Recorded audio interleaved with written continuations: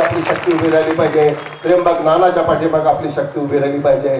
प्रचंड मताने निवडून द्या, एवढ्या मताने निवडून द्या की पुढे असले सोमे गोमे कोणी फॉर्म मारायच्या भानगडीत जाऊच नयेत असं वातावरण तुम्ही तयार करा. एवढंच या निमित्ताने या ठिकाणी सांगतो आणि आपल्या सर्वांना मी विनंती देतो की आपण घोषणा द्याव्यात.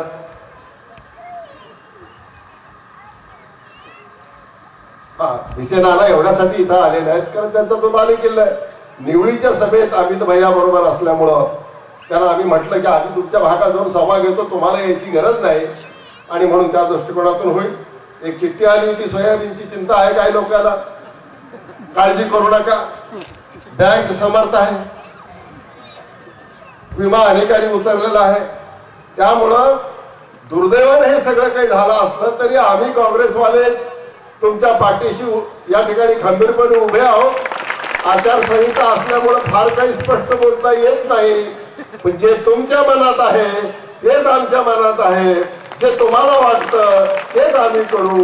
एवढंच या निमित्तानं बोलतो, आपल्या सर्वांचे आभार मानतो, माझं भाषण संपवतो. काँग्रेस पक्षाचा, काँग्रेस पक्षाचा, काँग्रेस पक्षाचा.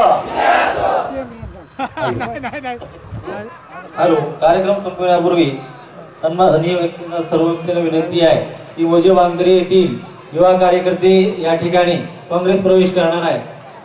त्यामुळे माननीय दिलीपरावजी देशमुख सर तसंच धीरज भैया देशमुख साहेब यांना अशी विनंती करतो की त्यांनी मोजे वांगरे येथील सुंदर परशुराम कराड, गोविंद दामोदर भांगे, विलास दादा क्षीरसागर लोंढे यांचा माननीय दिलीपरावजी देशमुख साहेब यांच्या हस्ते सत्कार होऊन त्यांचं काँग्रेस पक्षामध्ये प्रवेश